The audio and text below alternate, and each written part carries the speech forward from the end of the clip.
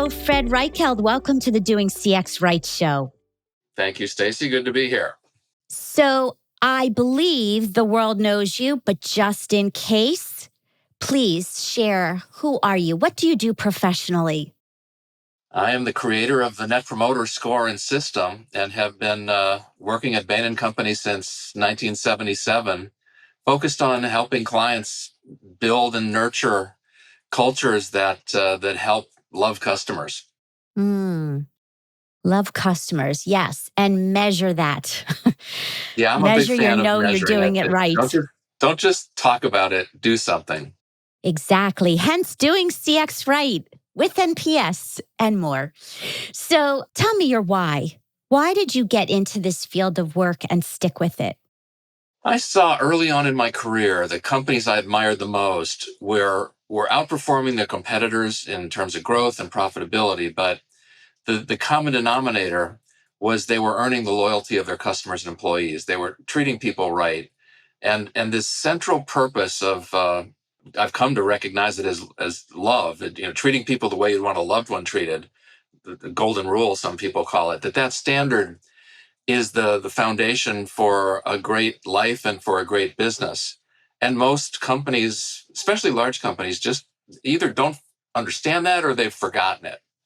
Yeah. Before we get into depth on that, can you share a fun fact, any fact that people might not know about you? Well, I'm probably the only person in the world who commissioned a bell that was the same size and same tone as the Liberty Bell in Philadelphia, but mine is the loyalty bell, so it's inscribed with large letters "loyalty" with my last name, the Reichheld name, underneath it. Oh, that is special. I did not know that. So, yes, thank you for that. I love that. So, let's get into our favorite topics. Let's start with NPS. It's been around, I feel like, forever.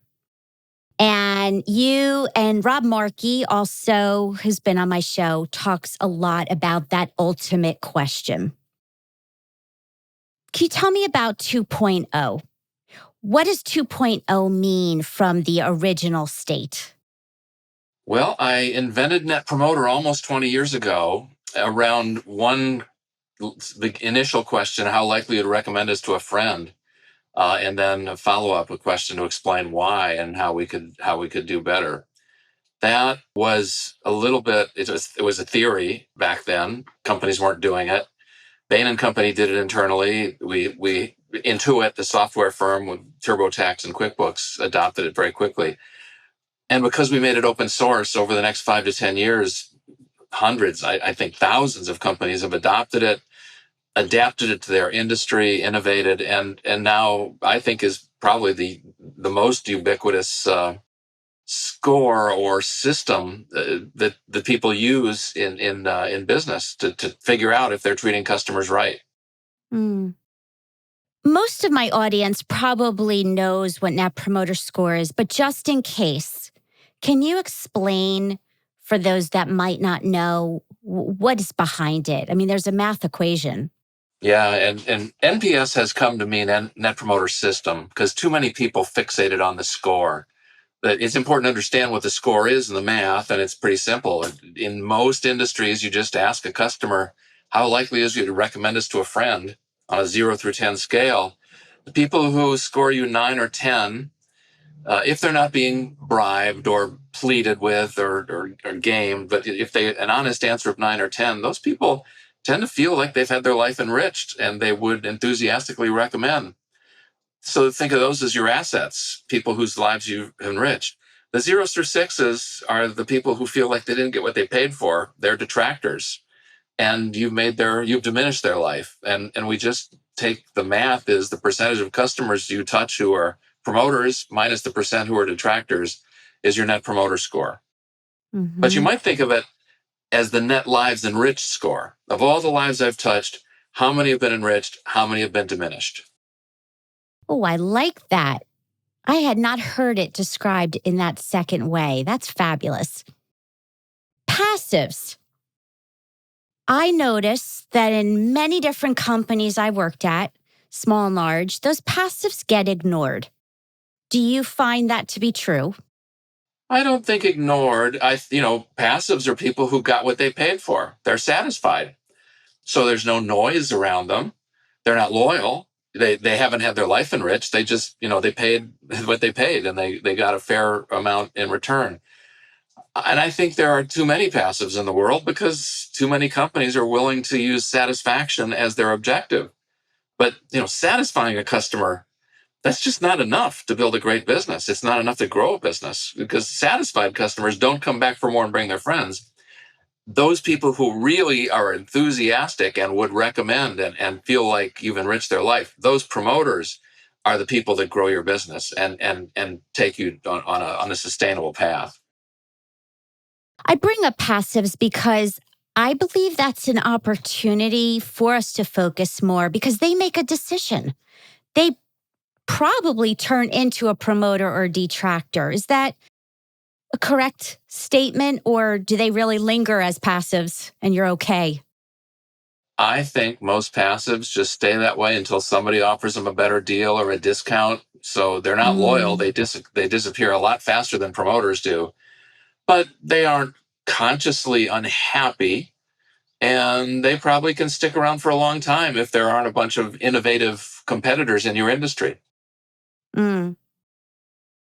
What would you say to people who are in different departments of a company? So you've got product, you've got marketing, you have sales. Do you find you recommend NPS be used differently for those different areas of business? Can you talk about that? Yeah, I think one of the reasons I wrote Winning on Purpose is even though NPS has now spread to two-thirds or more of the world, most people use it poorly. Some even abuse it. And so I think the clearest use case is when you do some research double blind and ask customers who've just had a recent experience how likely is you recommend to a friend and get that net promoter score, compare it to competitors so you have a real benchmark. More companies have just sent out survey requests themselves with their own identity very clear, which biases a number of things and biases who happens to fill out the survey and what they say. And so it tends to you get great inflation. And so an awful lot of companies think they're better than they are. It's very Mm, useful. It lets you close the loop with detractors and test how various experiments are working, which innovations are delighting customers. Maybe the worst thing I see is that people then get their own net promoter feedback, maybe at the relationship level, or perhaps at one of the transactions or the silos that you talked about, and then they link it to frontline bonuses or mm, embarrass people by rank ordering all of the team members based on the NPS that they've gotten from customers they touched. And that leads to pleading and gaming and only 10 is a passing grade at our company and all the baloney. Uber drivers, we'll give you a 5 if you give us a 5. And it not only distorts the scores, it makes the whole process a little bit of a waste of everybody's time. mm. And so my advice is stop that. Stop linking this as a KPI to frontline teams and start recognizing this is a survey. And surveys are always soft. How you ask, when you ask, changes the scores. But use it as a way of learning how to enrich more lives. And if it's used in the right way, it's incredibly powerful. The I think I've been preaching this for a long time. People ignored me because scores are so attractive, obsess and fixate on the score. So I developed a sister score called Earned Growth that is appropriate for accountability and audit worthiness. That's based on accounting numbers. Whereas the Net Promoter Score, it's a survey. So let's be realistic about what it can and can't do. Level of effort is a really common measurement now. And I happen to really love it because it's not the only score, but it's a component. If we don't make it easy and simple, then it contributes to the why a net promoter score might be. What is your perspective on effort score? Where does that fit? I think there are a lot of different reasons why people are enthusiastic about a company and not. Effort would be one of the dimensions. I think whether it was too expensive or not, whether I could trust this company to use my data correctly, effort is one of, I don't know, not one or two, a dozen very important dimensions. Hmm. And if that's your issue, then using that metric at that transaction makes a lot of sense. I frankly think it gets a little bit too much credibility today. And some people actually use it as a relationship score, which I think is just nuts. I don't know where that came from. Mm. It's goofy. Not much effort to me doesn't mean loyalty. It means, no problem. And no problem does not earn remarkable levels of loyalty. Mm. One thing I notice about promoters, companies don't actually, what I would call, activate them. In other words, would you recommend my company or business or product? 9, 10. Excellent. Thank you. Okay, bye-bye. What what's your view on that? Why are people not actually then doing something with it? Yeah, I think this is one of the areas that over the next 5 to 10 years, you'll see the most progress. It is a complete waste of energy to get a 9 or a 10 and a verbatim comment or two about why and how you could do even better, and then waste that.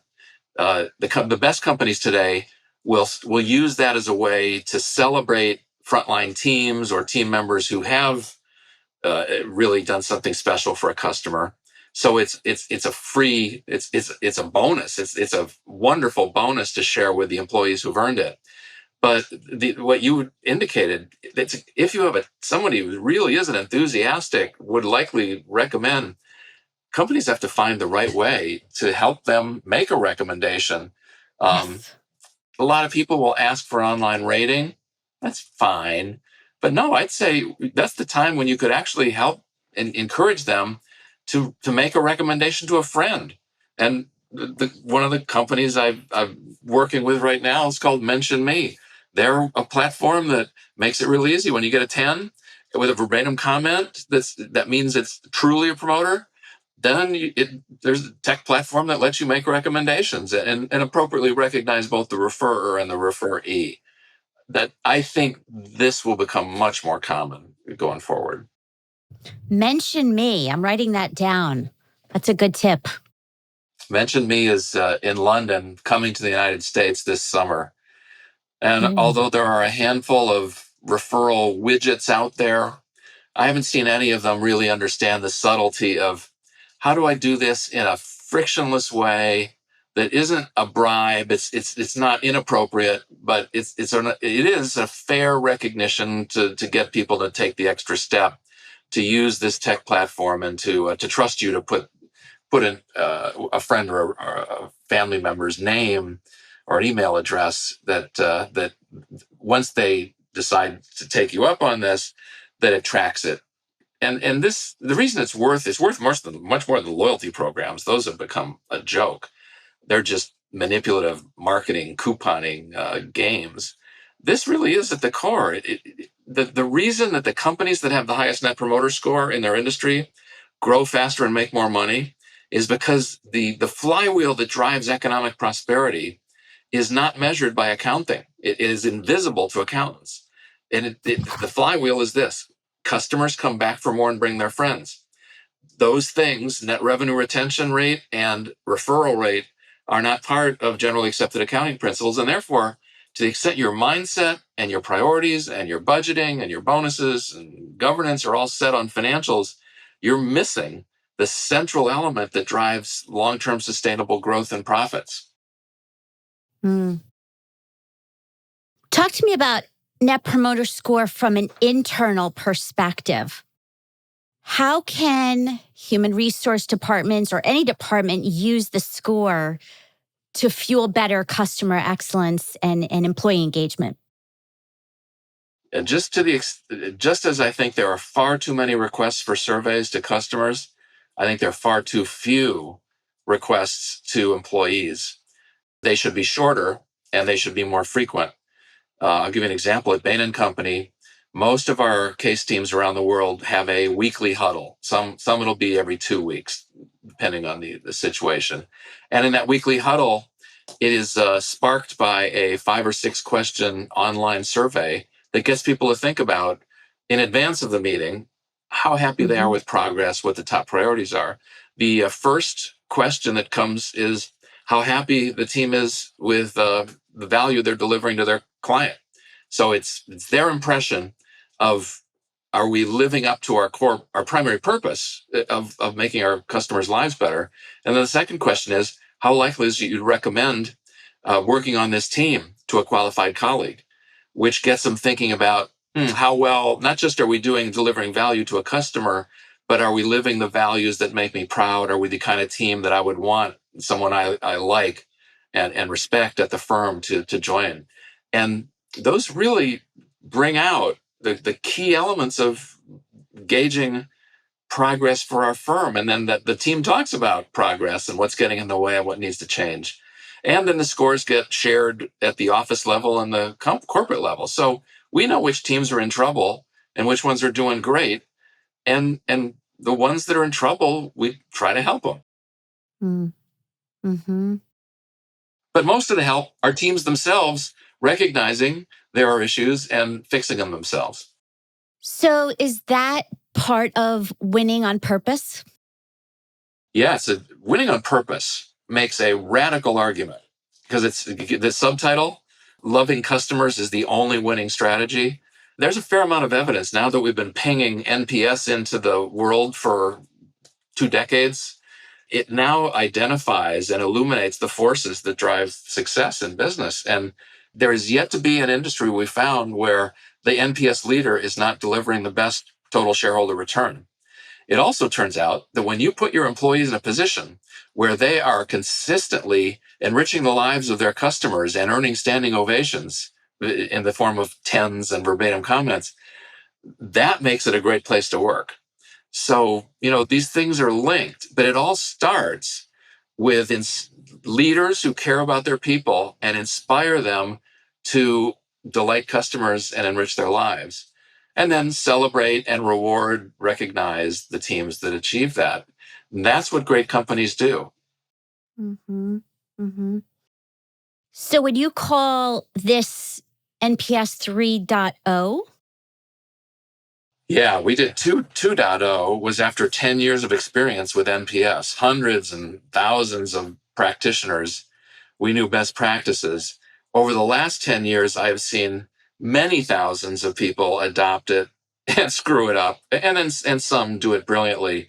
3.0 is just our list of best practices we've observed in the world today of those companies who are putting the customer at the center, using feedback tools, especially digital tools, most effectively.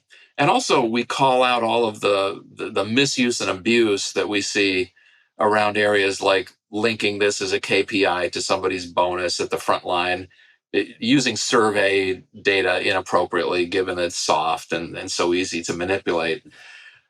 And maybe the most important step forward with NPS 3.0 is this new metric that I developed called earned growth.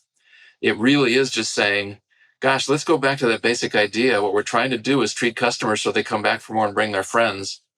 NPS as a survey shines a light on that process, but it's not a reliable, auditable gauge. What is the gauge? Well, let's measure how much of your business is coming from customers who are coming back for more, and referrals, their referrals. And that earned growth rate is how we can hold people accountable. And I think more and more companies need to understand earned growth. They need to know how they're stacking up versus other parts of their company and versus their competitors. Mm. I think as marketers, it's very hard to put a dollar value around awareness and branding initiatives. I mean, e-commerce, right away, you got a sale, you didn't. Any advice to marketers listening as it relates to measuring that referral amplification effect? Any thoughts on that? Yeah, read chapter 5 in Winning on Purpose and give it to your boss and make sure it makes it up to the CEO and the board of directors. The evidence is compelling that treating customers so they come back for more and bring their friends is the common theme across every business that we see that's earning, that is delivering real value to its investors, better than Vanguard total index returns. And that evidence says, the only way we're acting in our long-term investors' best interests is by getting better and better and innovating and ways to make customers' lives better. So we have to have metrics, we have to have processes inside the company that make that front and center. And honest companies today will say, actually it's really financial metrics that are driving our short-term behaviors, our priorities, our bonuses, our who gets promoted, capital allocation. We're just looking at financials, and financials, they don't see this core idea of back for more and bring friends. It's hard. Net revenue retention takes some work, but it's not rocket science. Referral rates, you really, in chapter 9 in the book, I lay out what I think is the best practice we've seen. And it's just an onboarding question. Every time a new customer comes on board, ask them what's the primary reason they joined. And when it's a referral or recommendation, keep track of that. And if possible, find out who recommended and close the loop with that person to figure out what we did that made you feel that way, and how can we do that more often. That's where the great companies are focusing their work today in the net promoter world. Yeah, so you've used a couple times one of my favorite words, closing the loop. For those listening, maybe not everybody understands what that really means. And without that, there's no point even asking if you're not going to do something or close the loop. So from your perspective, what does that mean? And what's a tip that people could do it right? The first place we saw people doing it right was with detractors. Andy Taylor at Enterprise Rent-A-Car, Apple retail stores. Anytime a score came in that was a detractor score, then the frontline supervisor, the branch manager or the store lead, called the customer, apologized, probed for the root cause, tried to fix it.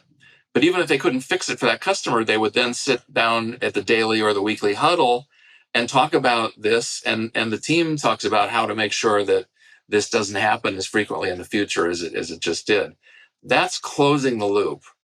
What closing the loop means with promoters, I think, is understanding when you do get a referral or a recommendation, talking to people to understand why it is, and then getting to the root cause and talking with the team. How can we do this more frequently? Instead of doing big market research statistics at headquarters that tell you the key drivers and all this stuff, I don't think there's that much value there. Anybody with some common sense knows that. But getting individual teams and front lines and people who are coding to be closing the loop with customers who are promoters and detractors, learning why, what they can do about it, putting upward pressure on more senior parts of the organization when they need changes in process or policy. That's the way a good business works. Mm-hmm. So what do you imagine your next book's going to be? I don't know. I would have said I wasn't going to write another book after The Ultimate Question 2.0. If there's a book, I think it'll be around this notion of most effectively measuring and managing referral flows. Because that is a completely invisible part of the business world that I think is probably the most important part. I tell a story back in Winning on Purpose about Truett Cathy and the founder of Chick-fil-A, who was a real fan of the Bible. And he had one proverb that was his life mission. It was Proverbs 22, I think it's 1 or 11. Let's say 22:1. A good name is worth more than silver or gold. And that notion that your reputation is everything, it's so true. And we need to make businesses more cognizant of that, and then give them tools to measure and manage and know. A lot of them are broken. 5-star ratings are pretty meaningless because now everybody gives 5 stars unless they want the driver fired or if they want the rep to get in trouble. So 80% plus of all the scores are courtesy 5s. We've got to get away from that and say which interactions, which brands are really enriching my life so much that I'm recommending to my friends and loved ones, and use that as not just the target, but also the center of our learning. so that the organization Mm, can understand what it is that enriches a life, what innovations are really paying off, and then how can we make sure we do that more and more and more. mm. Love that. So, as we get near the end, couple last questions. One is about leadership. What's the best advice you've either received or given? The best, there are a few guys that I write about at the beginning of Winning on Purpose that changed the way I saw the world. Truett Cathy was one of them. Andy Taylor at Enterprise was another. The one I'll mention, Bob Harries, who was the CEO of USAA for many years. He taught me that the loyalty, and these guys in the military, they understand loyalty pretty well, putting your life on the line. But he said loyalty it means my people are willing to change and struggle to in service of their customer.